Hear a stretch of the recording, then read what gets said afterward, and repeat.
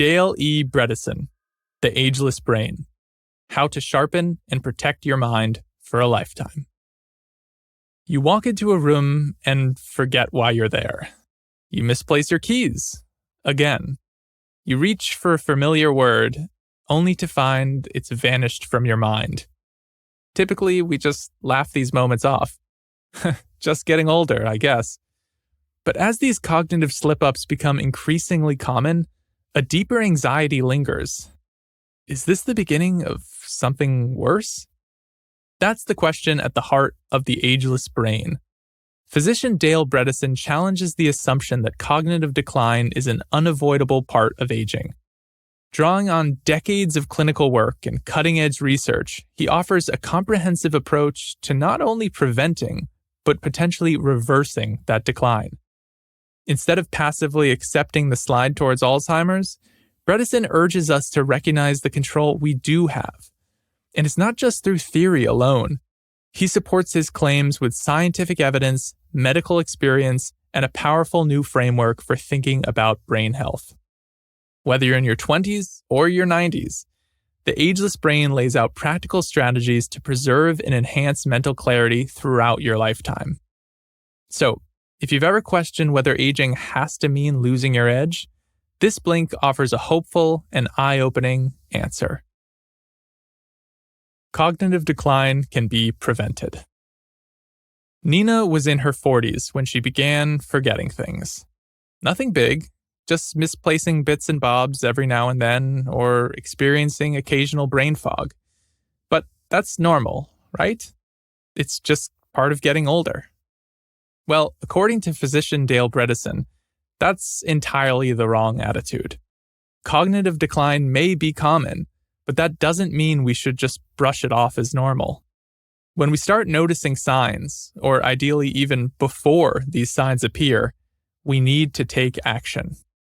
So, after these forgetful instances started to pile up, Nina did a test known as the Montreal Cognitive Assessment, or MoCA, which is used for evaluating cognitive health. A score between 19 and 25 suggests some degree of impairment. Worryingly, Nina scored a 23. Though still relatively young, she was already showing signs of cognitive decline, an especially worrying development given her family's history of Alzheimer's. Unfortunately, this isn't unusual. Today, people are developing Alzheimer's earlier than ever before, and the reasons aren't fully understood. Part of the trend may reflect improved diagnostic tools. We're simply getting better at catching the disease early. But other contributors, like rising obesity rates and constant screen exposure, may also be playing a role. Whatever the cause, there's no doubt that people are becoming symptomatic earlier. Still, as alarming as this is, there's some good news. Cognitive decline can be prevented, and potentially even reversed. Now, this is not yet mainstream science. Many doctors treat cognitive decline as though it's inevitable. But in Bredesen's experience, that's simply not the case. He's done the research, and he's seen what can happen when people make the necessary interventions, especially if they're proactive like Nina. The issue is, dementia tends to sneak up on people. They dismiss it as a bit of forgetfulness, a bit of brain fog, a normal part of aging. And they don't realize how much they've declined until they've really declined. So, what should we do? Well, according to Bredesen, the best thing is taking a preventative approach. The earlier, the better. If you're in your 20s, start making lifestyle changes now in order to protect your cognitive health in the long term. And if you're older, well, better late than never. The core message is simple but powerful. Cognitive decline doesn't have to be your fate. You can preserve a sharp, youthful brain well into your 60s and beyond. The key is to take action. And in the following sections, we'll show you how to do just that. Tests for brain health. Tests are a great place to start when it comes to preventing cognitive decline. They give you useful data, a snapshot of your current cognitive health that can help guide next steps. In terms of neurodegeneration, There are 6 processes that have a big impact on our brains: inflammation, energetics, toxicity, neurotransmitters, trophic support, and stress. To understand how these factors may be affecting you, you'll need to look at specific biomarkers, and that means getting tested. Ideally, these should be part of your regular health checkups. Bredesen recommends the following tests: glucose metabolism, ketone levels, ApoB levels, hsCRP, and homocysteine. Now, these tests aren't measuring the brain directly, but to state the obvious, we're not just a brain.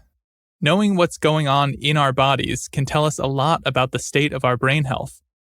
By monitoring these biomarkers, you can catch early signs of imbalance, subtle indicators that your brain could be at risk.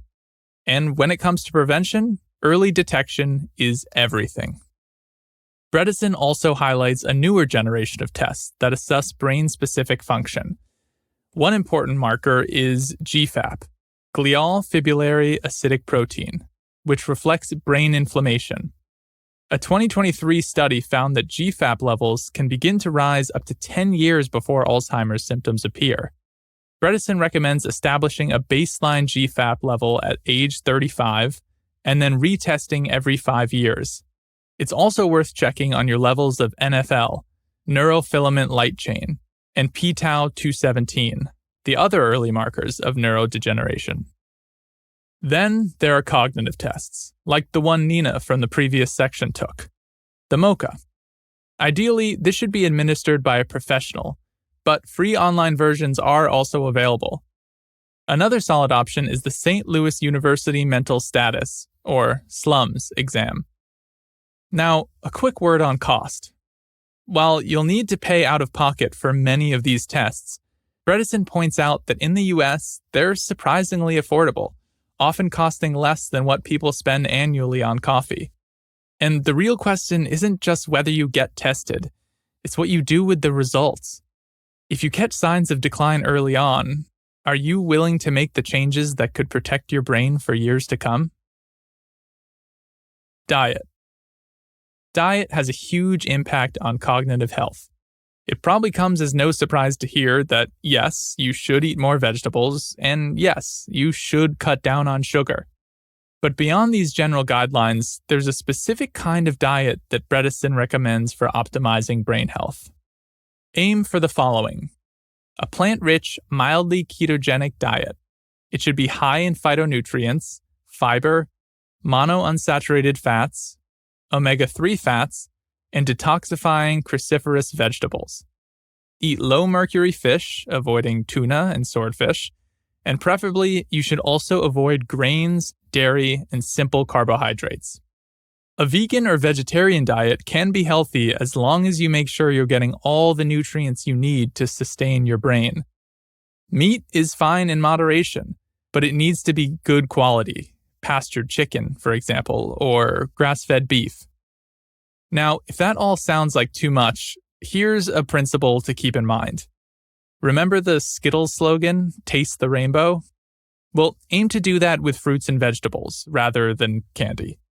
So when planning what to eat for a day, that might mean purple onions, green avocados, and red raspberries.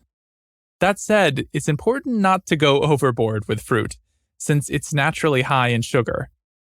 Opt for low glycemic organic fruit. Think berries rather than pineapples. Also, it's best to eat the whole fruit. Instead of drinking orange juice, eat a whole orange. That way you can get the fiber while reducing the glycemic effect. But as much as possible, eat mostly plants and stick to real, recognizable food, the kind your ancestors would have called food. Ultra-processed food, for example, should definitely be avoided. Studies show a link between higher consumption of processed foods and a faster rate of cognitive decline. When you eat matters too. Try to avoid eating within 3 hours of bedtime, as late-night snacking can interfere with sleep. And high-quality sleep is essential for brain health. All of this might sound like a lot, and yes, change can be hard. It might be tough at first to give up some of your favorite treats, and to find ways to incorporate more vegetables into your diet. So don't be too hard on yourself if you fail from time to time. But it is worth making the effort. Keep trying and take it one step at a time. Even small tweaks to your diet can make a big difference. And remember the goal: staying healthy well into old age so you can enjoy your life. That might keep you motivated. Exercise and sleep. Here's a striking statistic.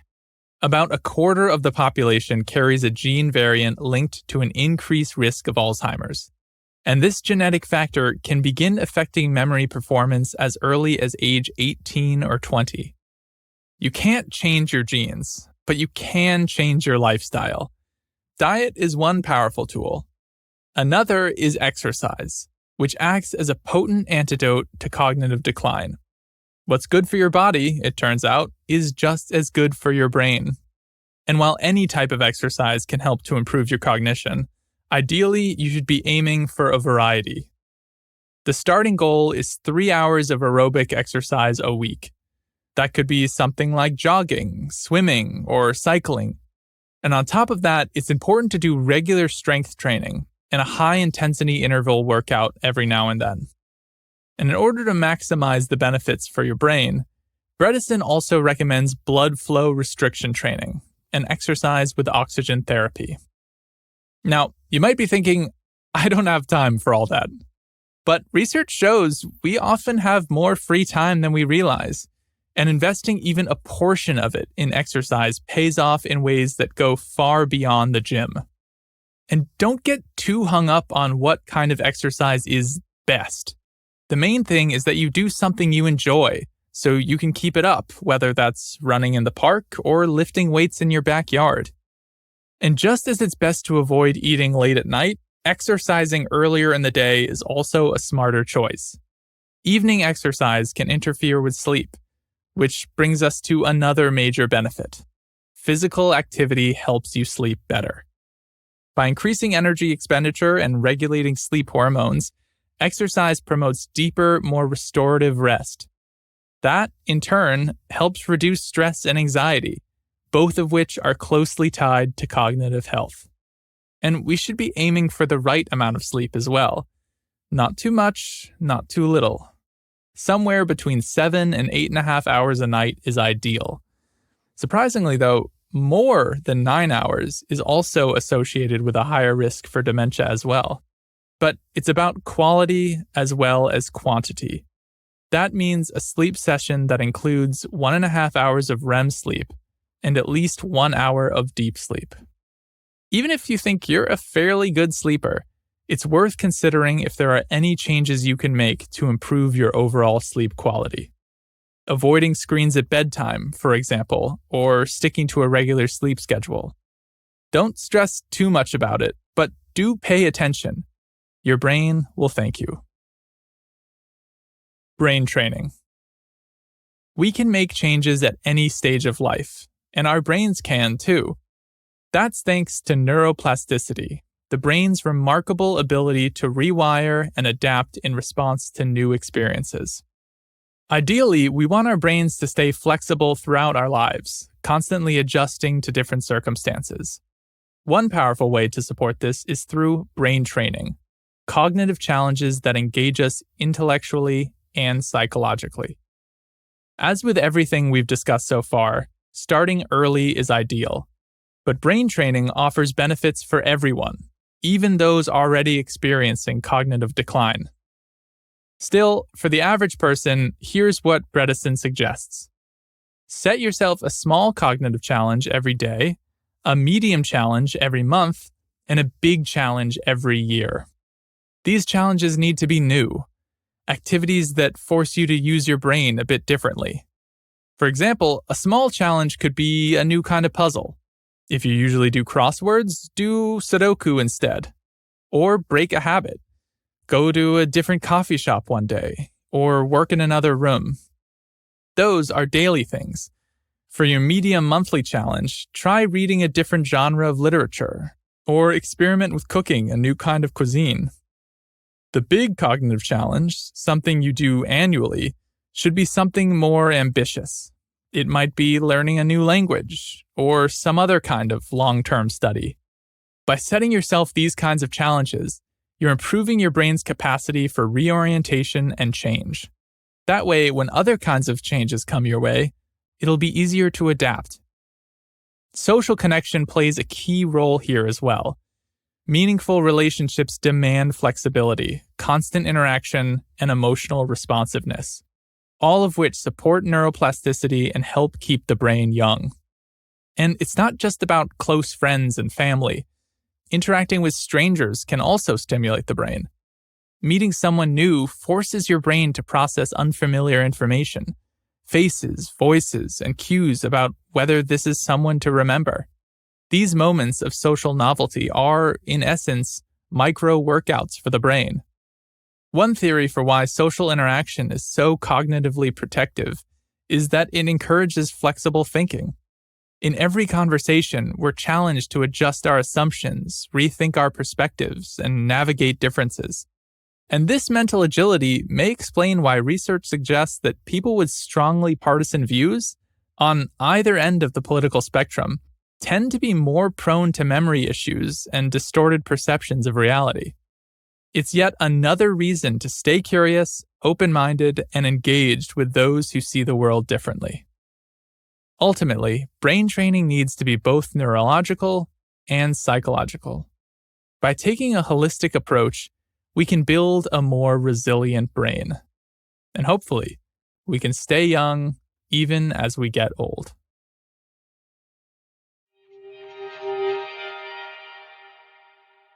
The main takeaway of this blink to The Ageless Brain by Dale E. Bredesen is that cognitive decline isn't an inevitable part of aging. According to Bredesen, it can be prevented, and in some cases, even reversed. Forgetfulness and brain fog might seem like normal signs of getting older, but they can also be early indicators of something more serious, like Alzheimer's. That's why it's crucial to be proactive. Start with simple cognitive assessments like the MoCA, or track key biomarkers through blood tests to monitor your brain health early on. Lifestyle also plays a central role. A brain-friendly diet focuses on whole foods, mostly plants and healthy fats, while avoiding sugar and ultra-processed products. Regular exercise, particularly aerobic and strength training, enhances brain function and improves sleep, which is also essential for cognitive well-being. Equally important is keeping your mind active. Daily cognitive challenges and meaningful social connections help keep the brain flexible and resilient. The message is clear.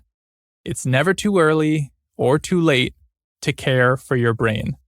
Even small changes can add up. So start now and give yourself the best chance of staying sharp, focused, and mentally strong for years to come.